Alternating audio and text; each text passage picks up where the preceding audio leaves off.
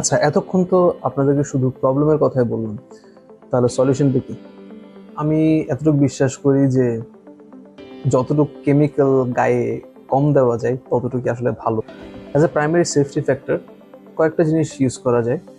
সেটা হচ্ছে, আমাদের একটু মোবাইলে আমরা সবসময় দেখতে পারি যে ইউভি ইন্ডেক্সটা আসলে কত।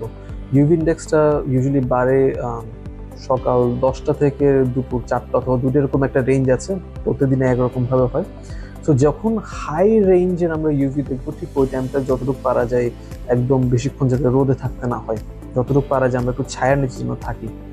যদি তা সম্ভব না হয়, আমরা যাতে একটা ছাতা ইউজ করি, ছাতার নিচে যেন থাকি।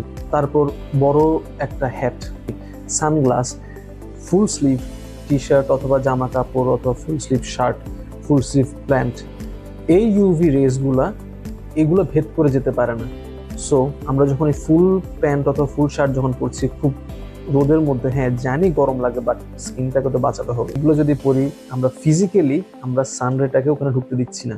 আর যেসব জায়গায় আমরা কভার করতে পারছি না, তখন আই উইল সাজেস্ট, সেটা হচ্ছে নন ন্যানো জিঙ্ক অক্সাইড অথবা titanium oxide sunscreen. USA FDA কর্তৃক অনুমোদিত এই দুটা কেমিক্যালকেই আসলে গ্রেস উপাধিটা দেওয়া হয়েছে। আমি আপনাদেরকে আগেই বলেছিলাম যে গ্রেস মানে generally recognise, safe and effective.